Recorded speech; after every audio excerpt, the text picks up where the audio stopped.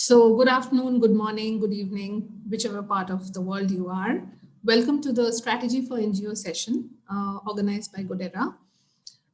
We're going to have an intensive discussion on pandemic and the impact of pandemic, what it has left for the not-for-profit sector, and how is the sector actually strategizing and coping up with the issues and with the challenges that the pandemic has thrown back to the system. When we talk about the challenges, I think there are two aspects which I would want to categorically call out. One is definitely on the funding strategy, and the second part is resource mobilization, because this is one space which is known to be working very closely and integratedly on ground. The session today would actually talk more about the how part. That is, while we know the pronounced challenges of the sector around fundraising and around resource mobilization, how have the corporates and how have the not-for-profits, battled it out, or are they battling it out in terms of strategy on these two aspects? Point number one that I would want to call out very, very, very categorically is that can we, in this new situation, have a sustainable model to create an ongoing influx of funding, because we know funding has been impacted across organizations, across sectors. How do we strengthen the existing programs and practices that we have across not-for-profits? And the third and the most important piece is, how do we build onto robust processes and systems so that we can continue working more efficiently, even though the lens has shifted to a virtual working environment? We have some of the stalwarts of the space today talking to us, engaging with us. The panel has got a variety. People who have been working on ground and probably have never imagined that virtual environment would come in. We would love to hear their learnings and experiences and how they have, adjusted in this pandemic era. So on that note, I would want to introduce the panel today. The panel has Meena Dave. Meena is the CEO for India Cares Foundation. She has an MBA in finance and has worked at the BSc for about a decade before she decided in becoming a fundraiser and joined India Cares way back in 2010, and now leads a team of about 10 people at the organization. We have Reena Soni on the panel. Reena has been working for the last 24 years in the corporate world, before which she made a very conscious shift in the development space.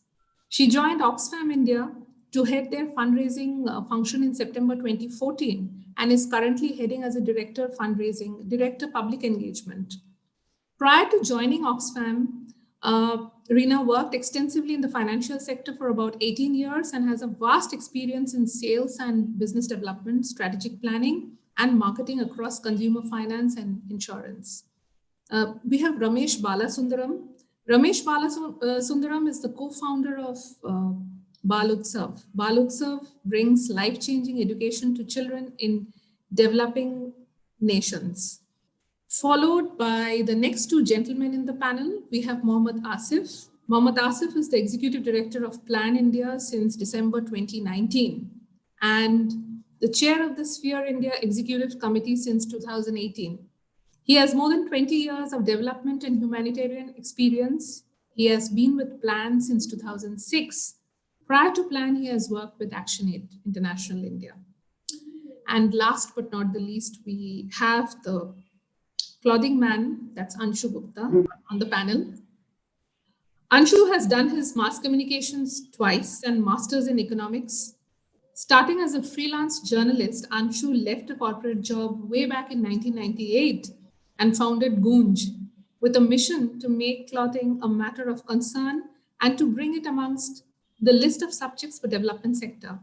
He is an ex-Ashoka fellow and the global ambassador for Ashoka. He is a regular speaker in many parts of the world on innovation, leadership, village development, power of youth, and social entrepreneurship. So, taking this discussion forward, as I mentioned during the introduction, two of the main facets which pandemic has thrown back to the not-for-profits is one, definitely around the funding strategy, and second is of course the resource mobilization. I'm very curious to kind of position this particular question around funding to two of our panelists, Anshu and Reena. How has funding actually been impacted from the lens of a not-for-profit? Uh, I mean, we can go in any order. Reena, you can start. Yeah. So for us, we work on the humanitarian program, on the humanitarian side, and we also work on the issue of inequality and discrimination. So for the first 6 months, since we were responding to COVID, we have seen an increase in funds. This is due to because of the portfolio, for COVID, we got it. But here we are seeing a different trend this time. If you look at the portfolio mix that we get, normally during any humanitarian, we would get a lot of support from the international donors, and the portfolio mix would be, say, 75%, 80% from international donors and our affiliate network, and the balance coming from the individuals and corporate. But this time there is a tilt in this, and the mix is 50-50 percent. So this is because of generosity shown by individuals, and we have been able to get a few corporates on board. This is as far as COVID fundraising goes. But the other impact that we are seeing is our retail fundraising. We are seeing a downward trend. Due to COVID, we had to cancel two of our flagship fundraising events, which have impacted. Now, also, we are seeing our regular donors also calling in and asking for cancellations. So that's what, where we are as far as funding goes. Interesting point, actually. Reena, over to you, Anshu. So I think because we also work a lot on disasters response. So initially we certainly saw some kind of that it is going up, uh, but obviously there was there was a complete change in the, again, as I would say, the portfolio part, because this time the regular contributors, and especially the corporates who used to do a lot of employee giving, where large number of employees of the corporates used to collect money and send it to us, that reduced.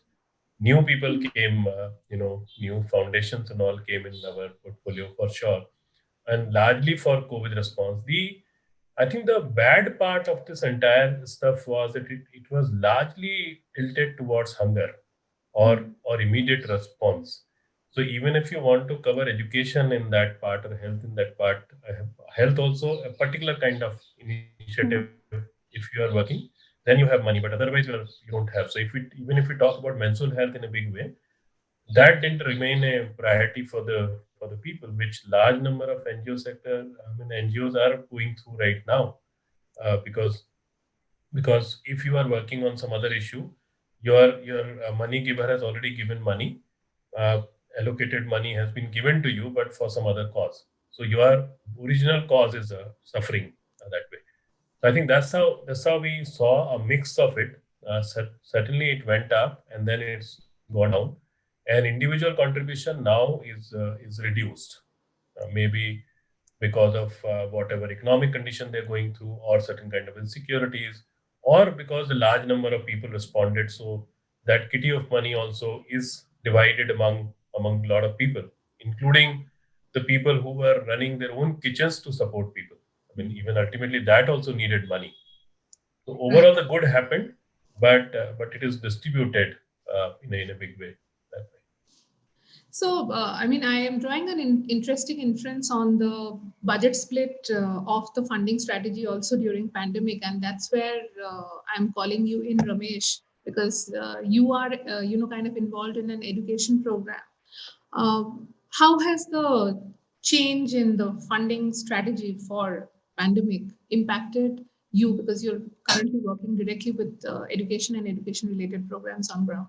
I think about 72 hours since the first lockdown was announced, we actually moved all our resources to start responding to COVID-19.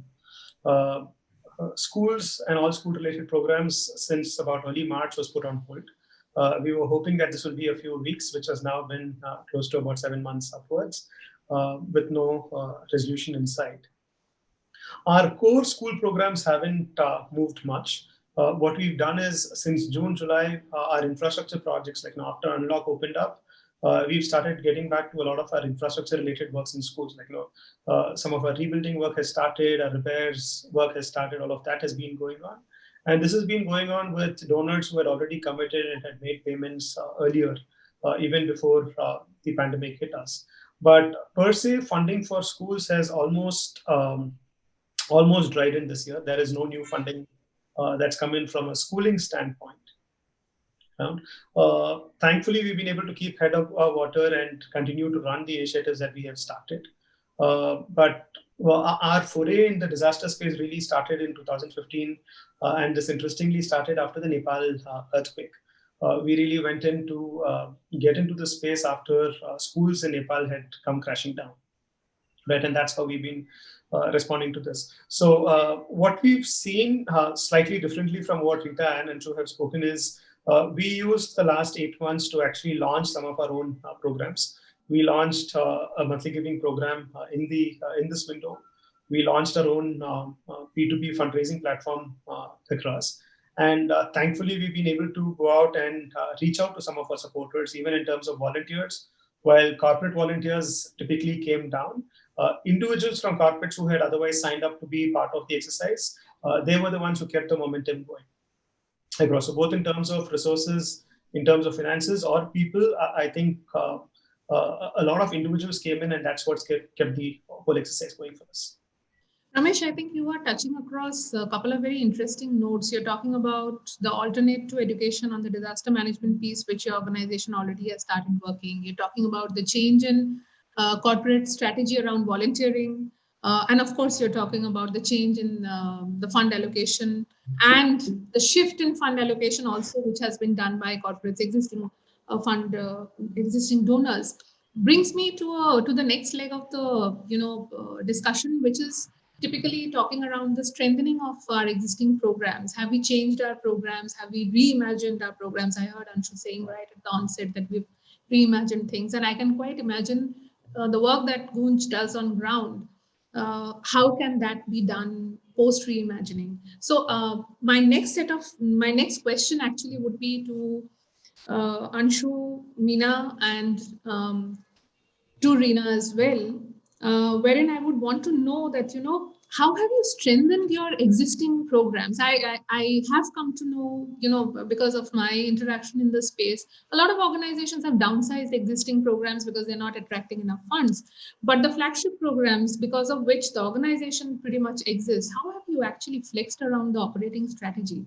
And I think I would invite Meena to answer the question first. Being a support organization, India Care's flagship programs are helping organizations utilize events. And like we all know, events have been nil, or since we are partners in some of the biggest marathons, they didn't happen, right? Or they've gone virtual.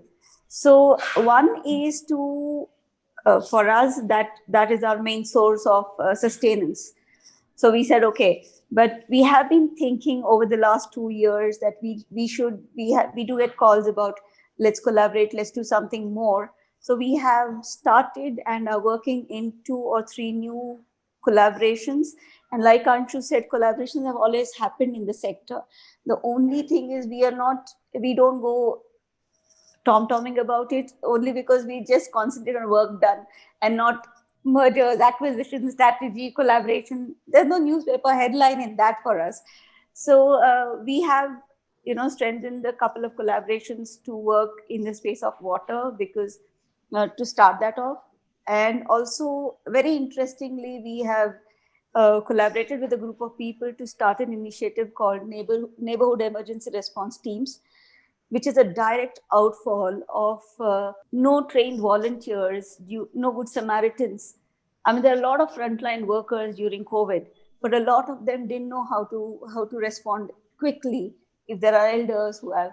So we've just launched another thing. So we have started thinking of how do we do things which can help people during emergencies. So we started programs on that.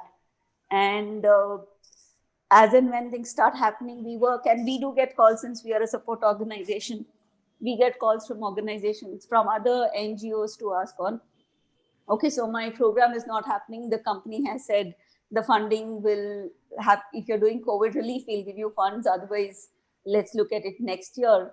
So we have sat with a few of them to work out on how they will think through how they can survive and what are the things they can do online. I mean, everybody says online education, but those who are working in this space know that 60% of the people we work with in the sector, 70-80%, have no access to anything to learn online. So I would rather say, forget the whole education, give a year's gap and start again in June is the best way. So that's what we have been doing as India Cares, as a support organization, talking to, being the shoulder, being the thinking, helping other organizations think through on how to go ahead.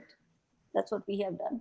Thanks, Meena. Anshu, please talk to us at length about how have you reimagined your flagship program. So if you see the launch, I mean, when we launched the campaign of support, and so there's a picture of people walking. Yeah. So, as an institution, we were able to imagine that, but obviously, what happened, we never imagined. The volume and the way it happened, we never imagined. And in the last 2 decades, what Goonj has been able to do largely, it has been able to lay the pipelines in the country, as we always say. So we compare it with the optical fiber, the way the telecom companies did, and now they're using it for multiple things. So that's exactly what we have done, which is the pipeline for relationships, working with community-based organizations, understanding the need of people on the ground, making them a stakeholder instead of calling them beneficiary and calling ourselves a donor, which is unfortunately the worst thing which the people in this sector and the corporate sector do that way. So all the pipelines which were already there, and plus Goonj has been working on material, fine, and Goonj has been working on disasters. So it was that way not new to us, but the way we never imagined in our life that a day will come when the entire pipeline will be in use, or we need to really activate that entire pipeline, because otherwise the disaster used to happen in certain pockets.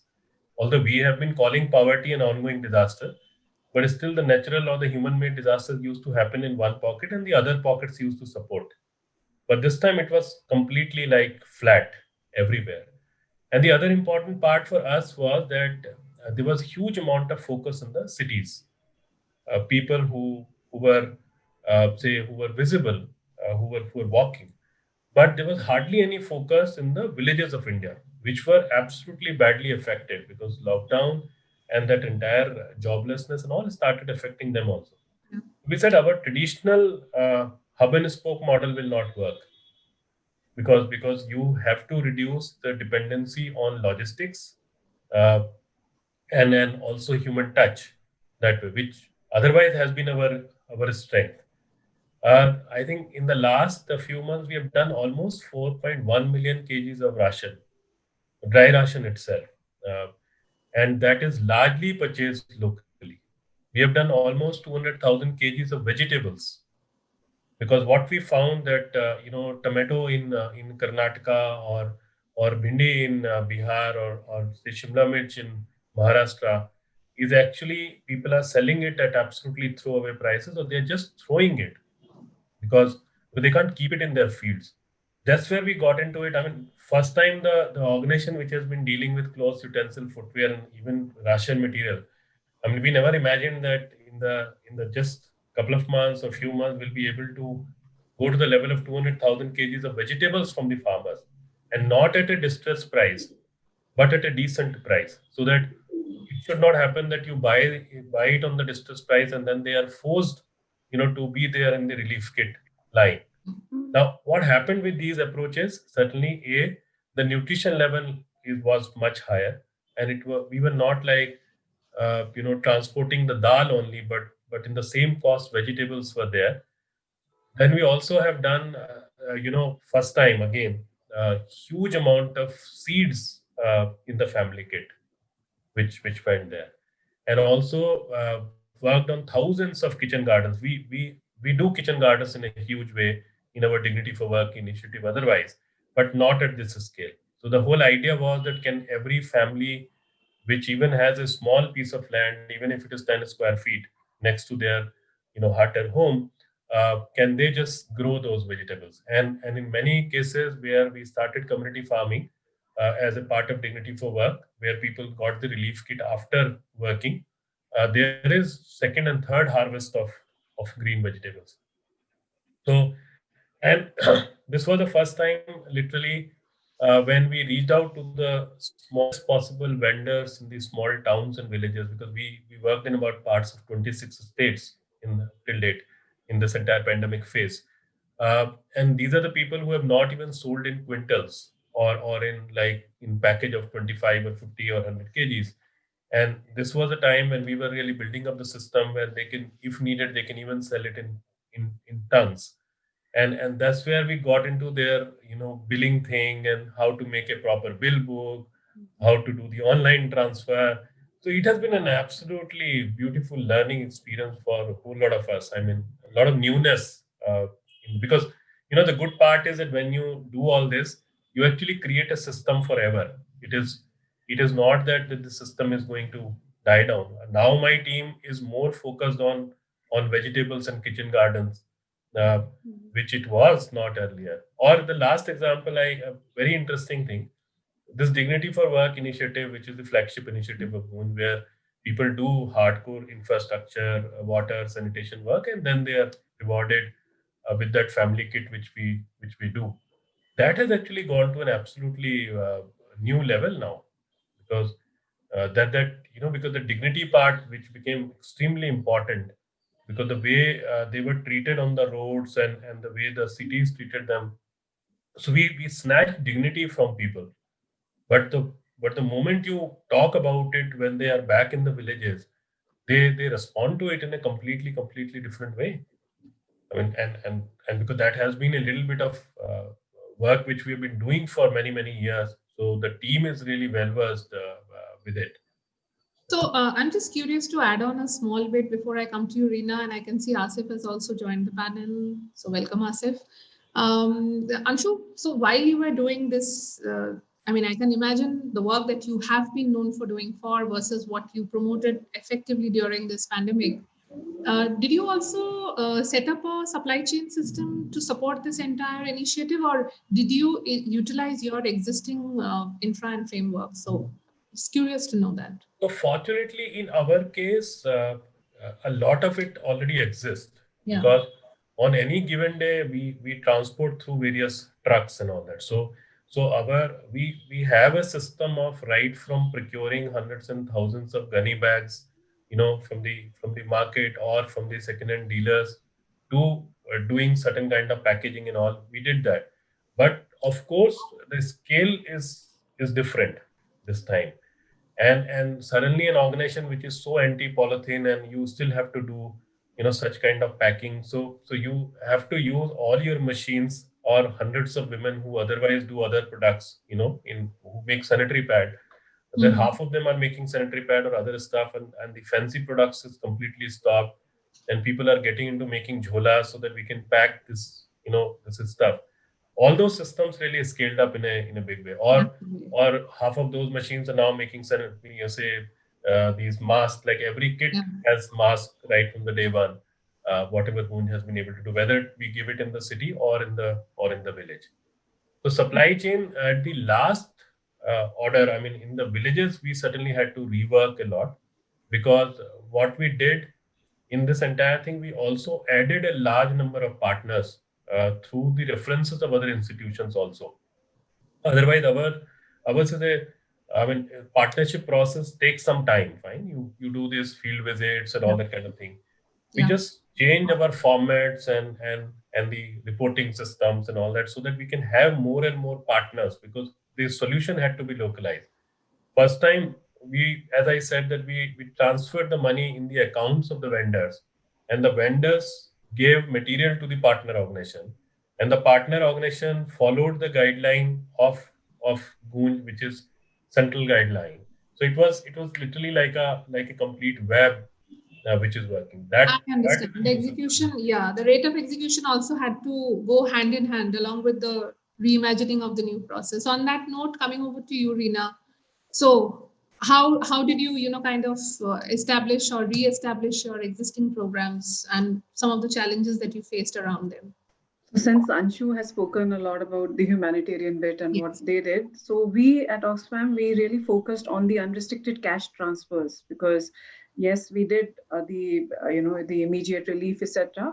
But for livelihood purposes, we focused on unrestricted cash transfers and where we have a full process in place, where we have a monitoring mechanism where all proofs, etc., are updated. That was one thing that we focused on. The other thing that we focused on is because we were not able to do much of our programming on ground, and this I'm talking from the lens of non-humanitarian program, because since we do both and the humanitarian bit has been covered in detail. So we stepped up our digital campaigning and and since we work on the issue of health, we launched our campaign, which is Rights Over Profit. And we started engaging with people around that issue. And then we followed an integrated, approach where people, those who would come on board and sign up for our programs, we would then, take them through a journey. And now we are also approaching them and telling them about our other work. So these were the kind of changes that we, brought about in our work. Any change that you have seen in the volunteering strategy from your corporate donors and funders? Because I understand that it's no more the typical way how volunteering used to happen earlier. Has it impacted your organization, your program? And if yes, how? What is the change and shift that you have seen, Ramesh? Certainly, I think a lot of our people engagement programs this year have drawn to an absolute close. There are certain organizations where we would, at the bare minimum, engage about 400 to 450 people a year in this window, in the April to August September window, all of which have come to an absolute close. We've not had any of those people show up. Even while we are making kits or while in terms of distribution, corporate volunteers who are coming in through the corporate route have challenges, have restrictions, have a whole bunch of clearances that they need to take to come in, and that's almost non-existent this year. But like I said, every time we volunteer, we give them an option to also sign up to volunteer with us directly, and we have continued to keep our outreach on, and people who have come in directly to us instead of coming in through the corporate, that has continued to happen.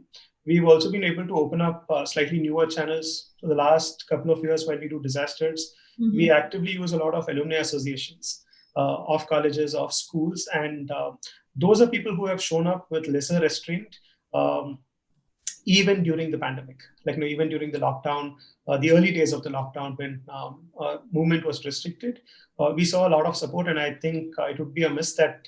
But for them, I don't think we would have been able to deliver boots on the ground. Meena, I guess you had a very similar experience. Yes, a lot of people, when they don't have to get permissions or they want to do something, they definitely. So we've had a lot of people call us and say, we want to do something. We've connected into other organizations who are working on ground. We've taken them around with us. We get a lot of messages we've got a lot of distress messages on Facebook also saying, I'm sitting alone here and I have 2 kids and we don't have ration. And so we've connected them to whoever is the nearest. So we've actually been able to do both part of it. Individuals are connected to us because they wanted some help, or those who want to help. So I think around 100, 150 individuals during the lockdown period between April and June is where we have connected people to organizations who need that volunteer and individuals who need support. So organizations in that area who can support. Done that kind of a thing. And of course, all of us have been on ground helping some or the other organization do things. So, yeah. Get that. Can I add? Yeah, of course, please. So my personal feeling is that I think corporates should have been a little bit more daring about it, because they also have human being only, and we are also human being. I mean, lot of individuals came, as Ramesh is also saying, in their own individual capacities, but not basically there was no effort by large number of institutions in motivating people or making the life easy. I mean, you can't be so I think they scare scared. them most. Sit at home, Yeah, don't go you anywhere. can't be so scared in these moments when the health workers are they are human being, when the common citizens are also going, and when even the corporate people are going as individuals, when the development sector is there, on the road, it should have been made a bit easier instead of getting into all those clauses. I mean, it was a golden chance for the corporate industry also. Large number of them, some of them really did a wonderful job, goes without saying. Large number of them to reimagine their volunteerism instead of just looking for a school and going and whatever they were doing earlier. Fine, but I would say that they have not reimagined that entire part. Otherwise, we would have been having a large number of hands and brains with us. And at that time, more than the brain hands were needed. For sure. So the panel has already spoken about some of the key challenges around funding from funders, from corporates. They've also spoken about the challenge that they have faced in terms of running their existing flagship programs and the type of changes that they have introduced into their programs to ensure they are more robust and sustainable in the COVID scenario. From a plan international perspective, what is it that you would want to call out on both the aspects? One, in terms of fund allocation, fundraising strategy. Second, in terms of your existing programs, the key challenges that you have probably faced in running those programs, and have you made any major changes? Like we saw two very key inputs coming in both from Reena and Anshu around their flagship programs and the way how their organizations have flexed around it. See, the initial challenge that we had was basically because plan works in very remote communities, in desert villages, in mountain villages, in forest villages. So how do you take the message of the public health messaging out there to the communities? And that was one of the big questions for us. So there, what we did was no, and lockdown was across the country, so therefore everybody was facing the challenge equally. What we did was to use digital modes of reaching out, reaching the messages to the families and the communities, and we are working with more than 1 million families directly through our ongoing projects and programs. So to take the message forward with regards to what are the do's and don'ts with from a public health vantage point.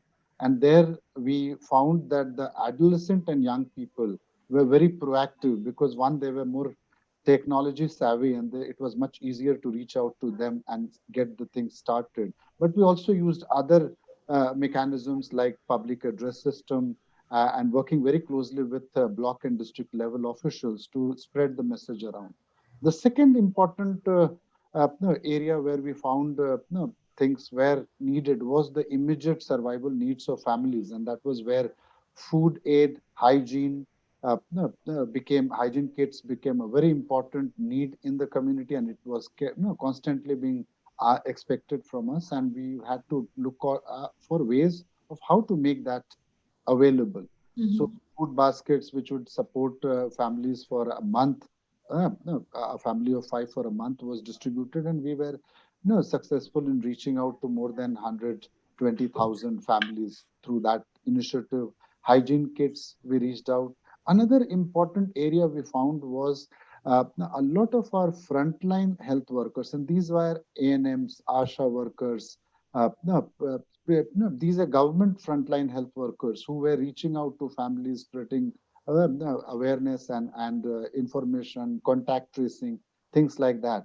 So they were finding it very difficult because they didn't have the PPE kits and support. And the district administration reached out to us saying, can plan extend support? And we were very happy to say that, yeah, we can. And we were able to provide such support to more than 70,000 frontline workers.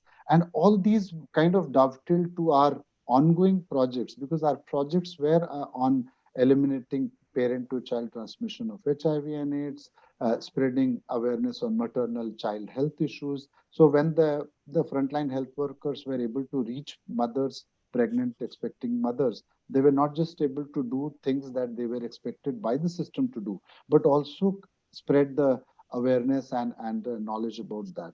So overall, the initial challenges were kind of addressed through some out of the box thinking that was done.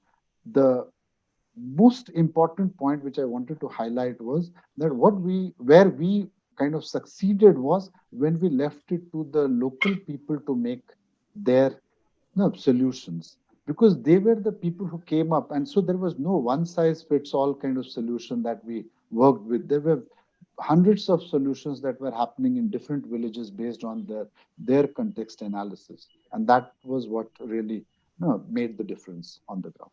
Thanks for that one. Really helped, Asif, because you added on to some of the points which the panelists have already touched upon.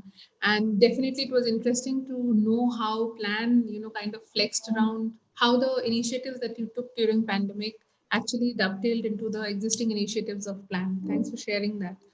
Now, with the economic downturn, which is already in, and we know that the so-called recession is here for some time, uh, how do you think the not-for-profit sector is actually looking forward to mitigate the liquidity, the issue under liquidity influx? Like, how do we, in simple English, if I put, how do we ensure fundraising is in place, if may not be in the existing quantum, but there is a steady influx of fund happening to support our existing programs and initiatives?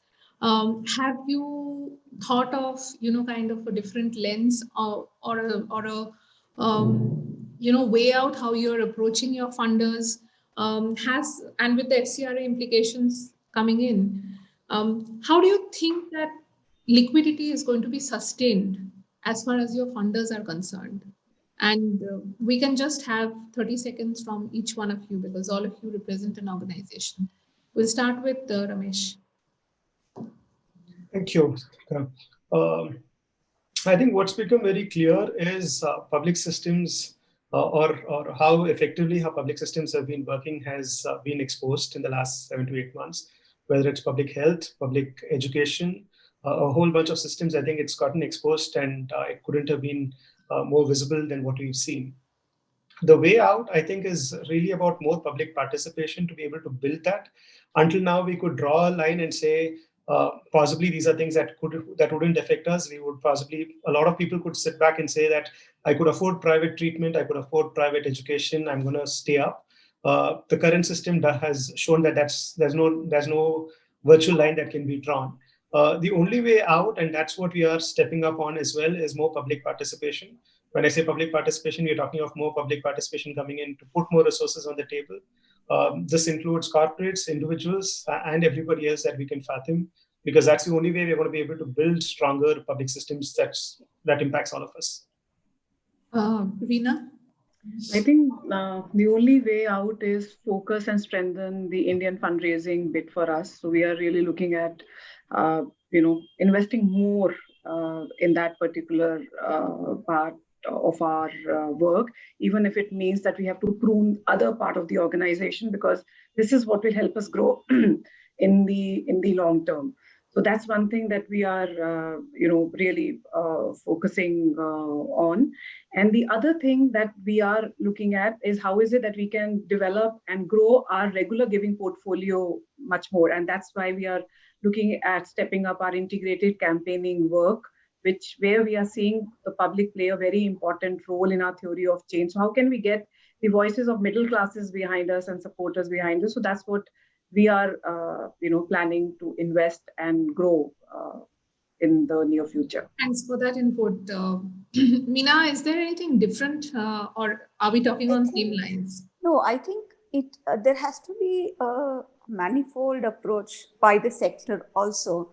One is a large population has now realized that on-ground work that has happened in the last 8-9 months is majority. The government systems have been there, but without the support system of the non-profits, the last mile wouldn't have been delivered. Whether it is Goon reaching out to the remote villages, Plan going out with the ASHA workers, or with Balutsa working, making sure even the transgenders are taken care of. So all that has to be, as a collective voice, we have to let people know that this is what we are doing, and so we need your support. I think that awareness needs to be built for people to realize that this sector as a whole needs to be strengthened. We have to think of the programs. Yes, COVID, like Anshu said, we have to live with COVID, but that doesn't mean that the 8-9 months of gap or almost a year of gap in the regular programs, can you imagine the impact that would have had, whether it is education, health, cancer, name the cause? The regular program community that has been served has been impacted. So how do you, they've all gone back by a few years. So until each and every person doesn't come together to get it all back on track, so to say, we are going to still say we are COVID affected even 3 years down the line. Yeah. Well, even if a vaccine comes in. So that's what I think we need to do.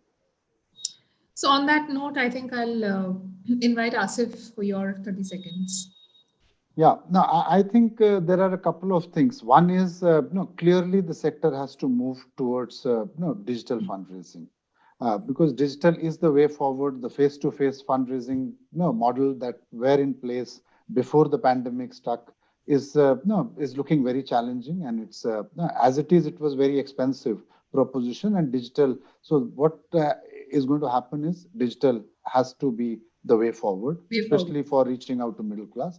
The second is more internally, organizations have to start thinking about, and that's what we are doing in Plan, is to see how can we do more with less, because we know that there will be resource constraint. Immediately it's not there, because fortunately the middle classes, the corporates have really come up really with full support, and so we have been able to do a lot of good work on the ground. But we know that moving forward, things are going to be under stress, and therefore doing more with less is going to be the mantra moving forward. And finally, on the FCRA and the foreign contribution, I see that with the level of awareness that is there globally on the pandemic, the foreign funds will continue to come for good purposes, and it will be up to individual NGOs like Plan and Goonj and others who have been working Oxfam to see how we can leverage those funds, be it coming from institutional donors, corporates, or from other middle class individuals globally for the right causes. And so foreign funds with locally raised funds is going to be the way forward. But still, as NGOs and as NGO leaders, we will have to work with our own teams to see how we can press the reset button in terms of our utilization mechanics, our cost ratios, and things like that to make very important point, I guess, Asif, you're making on the development of the digitized platform. I think I heard this Reena talking about the digital platform, and also Ramesh briefly touching upon it. So Anshu, what has been Goonj's strategy in terms of pressing the reset button as far as future fundraising is concerned? And how do you mitigate the current lockdown situation? So two things, in my opinion. One is that the pandemic has actually also what made it absolutely visible is the collective strength of the development sector, or the NGOs, and the risk-taking capacities and abilities, and a beautiful management, the resource management, which were always held against the NGOs, in these conversations and all that, unfortunately. So I think that is clearly visible, right?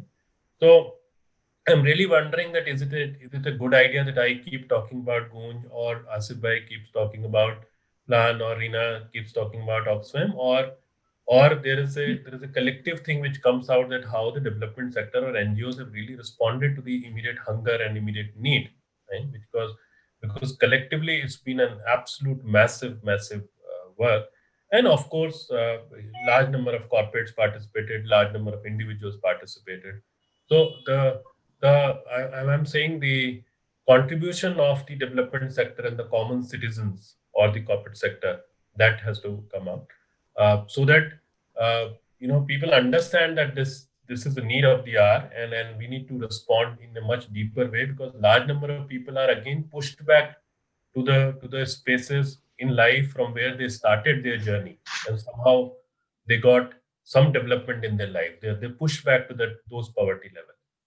For Gunj directly, to be honest, we are thinking that we deal with almost 6,000 tons of material, which means lakhs and lakhs of people who give material to us. Large number of them, maybe it is our failure that we couldn't convey to them that it's all about logistics. When you give me a shirt or lunch box, it will be sorted by a paid person sitting at a paid place, and it will be transported and reach through a paid medium. So even if we are able to convert those material giver into little bit of money giver also, I am sure we'll be able to tackle this. I still have a lot of faith in the individual or the retail giving, because the larger money of corporates and foundation come in the programming mode, Yeah. but a large part of the development work or the hunger work, all those things cannot happen in a program mode. It is absolutely on the need mode. So that's what we are thinking. We're still to be honest, busy in handling this right now. It's not that we have been able to give a lot of thinking time to ourselves. Let me be very honest. Not that we are not working on it, but right now it is still that mode of responding to it for not only for Moon but for large number of NGOs and institutions. All right. Okay. We have the last 20 minutes for the discussion, and I quickly want to draw your attention on something very different. We've been talking about program funding, resource mobilization. Resource mobilization, or we're talking about our people. In this new, in this situation of pandemic, where we are working on a virtual mode, in a space where we are known to have been working on ground in direct contact with the community, how have we kind of motivated or taken care of the wellness aspect while ensuring the safety protocols and precautions are taken care of for our frontline people or for our teams while they have engaged or they've come back into work, while the entire country has undergone several phases of lockdowns and we have stayed back at home and worked remotely. For organizations that you represent, a lot of your people have started engaging on ground. How have you ensured their wellness journey while ensuring the health and safety protocols? If there were challenges, feel free to talk about them and how you've mitigated them. And we can hear from you, Ramesh. Sure. So, right through the lockdown, what we did was we never asked anybody to show up at work. The entire exercise was voluntary. A few of us got in and started, and it was kept open that who would like to come out and participate, because we've got people who are 60 plus on our teams and with various comorbidities. So we didn't want to expose them. The message was clear around, I think even before the first lockdown, we put out a note that our offices will go closed. We were operating from our fulfillment centers, and the message was out that anybody who would like to come and join in is free to do so. I think the first 12 days was a very, very lean participation because it was all very, very new to people. But I would say by about 2nd or 3rd of April, we started seeing a big chunk of our team members showing up on ground. The offices continued to remain closed until about end of May around. So we continue to work on the field only. Their wellness, mental wellness of our people, we always encourage them to continue to take some form of spiritual practices. Meditation is pretty much a given for almost everybody in the team. So I think that continued to keep us sane in such a unassuming manner with just so much of things to be juggling around with. Completely agree. I just couldn't agree more on that note, Ramesh. I want to hear what you did at Plan, Asif.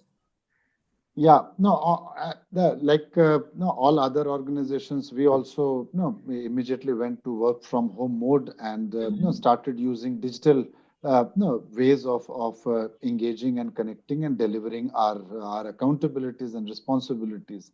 But yeah, at the frontline level, because action had to be done, people needed the support they needed, be it related to food, hygiene. So there, some of our colleagues had to step out and take responsibilities at the front line. They did that, but what we did was we had a kind of a rolling process. And because plan also works with grassroots NGOs as our partners, so our partners who are more village level, so we used as much of our local talent that is available in our villages to take forward some of the work that needed to be done. The second important thing that we have done is that we used this no, we organized a lot of town hall virtually every no 20 days or a few weeks. We used to have staff town halls where every all town people would come together. We would share about what have we achieved. We would celebrate our successes. We'll also listen to what staff are going through, because it's not just about staff going through on their work, but also back home, because everybody had challenge. Somebody had a aged no, parent to look after, and they had their own anxieties. So how to manage that? We also then tied up with some of our health sector colleagues, doctors who were there, who were ready to provide counseling and support and advice where it was required. So those kind of efforts were put in place holistically to see that our staff, and we have about 200 staff working with us and another 800 staff working with our partners. And I'm very happy to share that we had except for I think 2 or 3 instances of our colleagues getting infected. No, we didn't have major infections in our team, even though we were reaching out to hundreds of thousands of families. So, and it was mainly because of the awareness and the flexibility that we provided to staff in delivering their responsibilities. Thanks for that, Asif. Is there something additional that you would want to share, Reena, Anshu, Meena? Anything additional over and above what we heard? I think in our case, we started closing down from 17th. Okay. And the first thing which we did is that anybody in the operation team who want to go back to their native and home and all, just go and operate from there.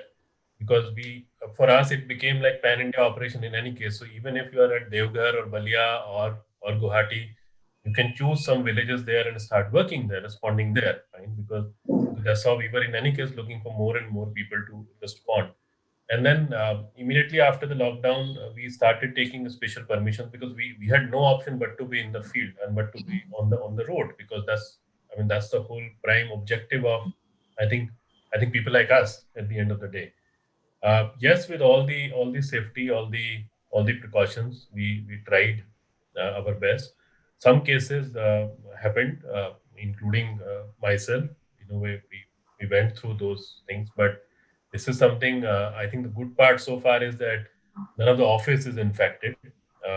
But it can even come in potato and onion to me. So how do I really save myself that way? But because there were a lot of discussions, talks, precautions, masks, sanitizers, whole lot of distancing, physical distancing. So we were able to do that. The only one thing which I have to tell is that 80-85% of our team, and we are almost, you can say, if I include the piece rate people, daily wager, community worker, and all, we are more than 1,000 people all across the country. And 80-85% of them are in that earning mode, or that kind of earning, almost the same, the kind of people who were walking on the road, who were forced to walk on the roads. I think the only thing which I can say today, that none of our person was on the road. We certainly took care. Even the ration went to the house of the daily wager who has even remotely worked with us, and we have his or her number in our database, because often it happens in the development sector also, and which, to be honest, happened in the business sector a lot, because the business and whole lot of people were not taking care of their people. And the whole need that time was just basic food. That forced people to walk like this ultimately. I think that is something we made sure. We even created small WhatsApp groups of the processing team, so that they can listen to some good music. We started something called Adda, where and first 3-4 months obviously nothing was happening. First 3-4 months was, of course, just the physical work as much as possible you do. After that, when this started affecting our minds also, first 3-4 months everyone was too busy to even think of anything except physical safety. And after that, even this Adda, where a whole lot of us within the team, started using Zoom to sing or to do the poetry, and a whole lot of other things we started doing, and including those small WhatsApp group, people were singing and sending messages, and obviously these days WhatsApp groups are very risky. You don't know what kind of messaging starts going. So we were uh, we were engaged in making sure that nothing negative really goes, because I think unfortunately in this country it became too scary. I mean, the it became a dhanda of a scare, as I say. So when I went through COVID, it is my neighbor who will control my gate. You know, we came to that level in this country, or that poster outside my house will actually scare everyone who is even passing 20 feet away from there. So the people, large number of people who are living in one room, set, and a family of five, six, it was very important for us to tell them that it is a risky thing, but it can be handled. I mean, Yeah, I agree with that, Anshu. I think you're talking about the stigma, the social stigma, which a lot of people once associated with COVID. And that's the reason why precisely people even didn't want to share in the initial phases that they were diagnosed with COVID. So completely understand that. So I think I'm going to come on that note quickly to the ladies. Um, the social impact programs that we see running across the space, there are large number of that we often kind of interact with or we get to know with. Do you see in the post-COVID era, though we are not in the post-COVID era, but in futuristically, just asking you this question, that do you see there's going to be a change in the landscape? Do you think they are going to remain impactful? Do you think there is a need for any changes, any immediate, any recommendations, any suggestions for the social impact programs? Yes, I do think that there is a rethink that is required there, and for even the social impact program, we should be looking at a larger, partnership kind of a thing where the philanthropies and everybody is coming around not as a project partner and giving funding just for the project, but supporting institution as a whole. I think that can bring about a major impact, and the impact that will create on ground will be very different. So moving away from project partnership to institutional partnership in the true word of collaboration, as I would say, I think that's what is needed. A change is needed there. Thanks, Meena. I think that's a very, very vital point that you're making. Do you have anything to add on, Meena, on this? I think for every organization in the civil society, we'll first have to do an exercise on seeing what this loss of this 8-9 months of regular program, the people who we work with and for whom we work, that we have to see what has been the impact, how it comes back to the pre-COVID levels, and then what are the securities we need to build in for them to feel more better. It is not just, and like Reena rightly said, it has to be institution. Individually building capacities, we NEBHS work together. Even during COVID, you will have seen everybody, why the sector has been out and about and on ground from day one or day two before anybody else is, because we are so used to working in that mode of supporting, right? So that is it. I think we need to look at the support in a more holistic way. Holistic is not a good term, but yeah, in a more 360 degrees. Okay, this has happened, what if something else comes in? Build that security mentally for people to be more comfortable doing things.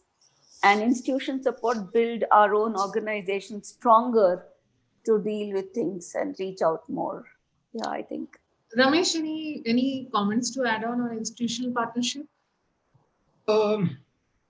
Yes, certainly. So there are a few things that we want to be able to take on. One of the pieces, and I'm going to slightly digress from here to answer this across. Yeah. I think one of the key pieces we definitely have to put together in a collective way is to start including us as a part of essential services, right? I mean, that's very unfortunate that we've all been on the ground as rigorous as we could from the word go, and nationally we are still not recognized as part of essential services. The pandemic is one of its kind. We are hoping we don't see too many of these. But I think collectively, one of the first pieces we all need to do is to find a way to be able to make ourselves count as essential services around number one. Number two, there are various other pieces that we need to put together. Like I said, the pandemic has impacted all of us, of course, but not impacted all of us equally. So a mechanism to be able to go out and build better systems to be able to sustain, because when it is over, I'm afraid we will not be able to see as many nonprofits survive this exercise through. And therefore, the ability to be able to build stronger institutions, stronger processes is paramount here. Thank you so much. I think that's a brilliant additive, the point and the lens that you brought in, Ramesh. It's a very powerful panel which is there here today. You represent the sector, you represent the section, and you represent the masses. If there was, your guidance to the corporate, or you as a NGO lead would want to influence the CSR strategy, the funding strategy of corporate for a, in case you wanted to make that statement to your donor, to your funder, what is that one change in their corporate funding strategy that you would ask them to flex, keeping in mind the changed environment, in order to support your cause, and the way how you have flexed the entire scenario to adapt with the new situation on ground? I would put this question to Asif first. Okay. Yeah. Now, I think no, just to draw one of the key learnings from the COVID experience has been that wherever we have had government, civil society, and corporates working together, we have done wonders. And we saw it during the pandemic, wherever these three elements have really worked in unison. So I think as part of the corporate strategy, I think somewhere corporates have to understand that their CSR work would only make the difference if it is harmonized with the government's work at a district or whichever level they want to take, they would be interested to take it up. So I think somewhere a convergence with the CSR, with the government's ambition or the national development agendas is a very important thing. And for civil society actors, it is more about reaching out and bringing the development education to corporates, because many times I have found that corporates are not aware. Many people, CSR leaders, are not aware of the challenges that are there in different parts of the country. Like I'll give you one example, that many corporates that I've talked of have not been very well versed with the special challenges of LGBTQ communities, or with hard to reach villages that are there. So they often tend to see that villages around their factory sites, which are in distress, are the villages where they would best like to invest their CSR resources. But whenever information has been brought, evidence has been brought of that, people have made that change. So somewhere, development education by civil society and convergence with government national development agendas would be something which would be critical too, and which also is harmonized with the SDGs, which the corporates are very strongly embedded into, would be the way forward, in my opinion. Thank you so much, Asif. I think you covered it all, but I would invite the panelists for their closing comments on this note. So we'll go to Reena. So here, I would like to say to corporates and to philanthropists that yes, COVID is like really massive, but to start just completely diverting all funds to just COVID will only create problems, not only for civil society, but I think for society at large. And I think this time, like CSR is not corporate social responsibility, and I think it is like collaborative social responsibility. So my ask would be start giving unconditional support to the organization, and then see, how the in the corporate parlance, the ROI that you get on your money. When you lock, in projects, etc., you are, constraining us. It's fixated. You fixate. So I think that is what is needed. So not projects, partnerships, but institutional partnerships with the institution as a whole. Yeah. Thank you, Reena. Ramesh. I actually have 3 suggestions to make around. Number one, I think disasters have now been made part of Schedule 7 of the Companies Act. So while companies go out and plan for their spends, maybe if they can just set aside a small little portion for disasters itself, I think it'll be a great exercise, because most corporates with large budgets already seem to have completely exhausted their CSR spends. And if there is a little portion that's kept aside for disasters, because it just seems to be happening every year, I think that would be a great welcome move. Number two, understand the individual roles that CSOs play and what the government does, because a large chunk of large corporates move their fund to PM cares, rightly so, but there is also an individual role that NGOs have to play, and I think a larger understanding of that would help. And last but not the least, for some of them to move from compliance and branding during times of pandemic to more responsibility. Thanks. Meena? Ramesh has covered most of it. The only other thing I would say is just get out of your offices and visit the project areas and have more people who have been in this section to see what the projects that you're supporting actually mean. I think the best return on investment, what Reena said, is from the sector. Look at any organization, the way they use the rupee to the last bit would 90% of it is something that no company can match to. That is what I believe, completely believe. And marketing, let's not get into that at all. That's what I say. Now, closing comments from Anshu. So I think we all fought it well together, but it is also the time to relook and say that we also miserably failed. Because the kind of crisis happened, the way people, so many disasters, and as a photographer who has a large number of dead bodies, pics of all kind, I think this was the saddest moment. That what kind of fabric have we done? What kind of society have we built that people next door didn't even trust us for a minute?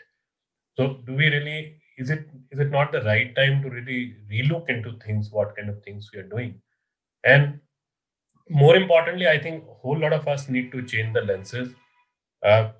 Very good number of corporate people who worked with us and have been working with us were very nice in this phase. But some of them became so nasty, and that's the word I want to use, because at that particular time, sitting at home at 11 o'clock, you need a report in a particular kind, and every week you need that. I don't know what were you expecting when people are dying on the road, and some people are daring to move out of their homes and trying to respond to that. When the material is coming to your place, you're washing it 5 times before using it, and the NGO sector and the people were dealing with the same material in tons. So there were risks involved. So I think it became very painful at a certain point. I had a personal discussion with a lot of people. We had to say no to a couple of people. Nahi ho payega. It cannot happen now, because teams are limited. Teams are also hard pressed. Teams are also distributed now. We are not operating from a particular office where we can really do that. And then all the tech challenges we are also facing. And for a whole lot of us, tech is a new thing. We have never used tech like thing. Even Zoom didn't know that it is so valuable in the world. Right? So how would we know that way? So I think it is the time. And the last point, which is I feel is important, that this is also the time when we relook at our work, especially the corporate sector, with the focus on the rural India. Right? Every single person who has been giving us food suffered majorly, and people who are having food are like us, who are sitting on a webinar. Right? Every single person who was forced to leave the village and made our house suffered majorly. This is the time when large number of people have gone back to the villages. If the development sector and the corporate sector shift its focus not to Gurgaon, Gachibowli and 50-kilometer range of our offices, but to the villages of India, I can tell you that a major change will happen. A major change will happen, because that means you're actually killing the mosquito, not treating malaria. You're killing the problem at the root. And people will be more than happy when they have walked back hundreds of kilometers.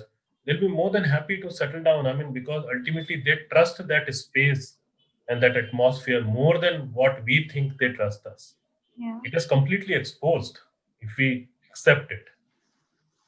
Thank you so much for that. And on that note, I think we come to the conclusion of our panel. It's been wonderful speaking to all of you. Some of the key takeaways I'll quickly want to, kind of sum up. We spoke about collaboration. We spoke about institutional partnership. We spoke about there is a challenge, which we acknowledge. We also spoke about some of the great stuff that we've been able to drive at organization level, at the not-for-profits, by quickly thinking on our feet while kind of adopting all the necessary safety protocols and measures and being a part of that community who needed our support the most. We are talking about the humanitarian approach and lens of institutional partnership, while appealing to the corporates in saying that come together, join hands with the institution, focus more on the rural programs and the rural India, which actually needs more focus, because that's where we'll be able to address the root cause of the humanitarian aspect of the pandemic. Pandemic is here to stay. It's not a post-pandemic discussion that we had.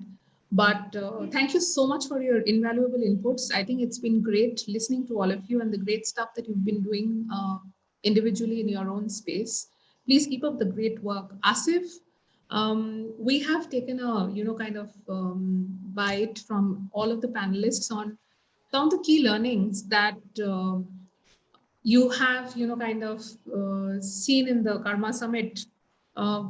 What is that one key message that you would want to take back in terms of your learning back to your community, back to your people, and kind of inculcate them to be a part of the strategy and the work culture henceforth? One key message. I think it's about transition to the digital ways of working, because I think this is super critical. It's critical for us in NGOs, but it's also critical for every girl, women, men, boys, that they need to get on the digital platforms, digital ways of working, because that is what is going to be the way forward.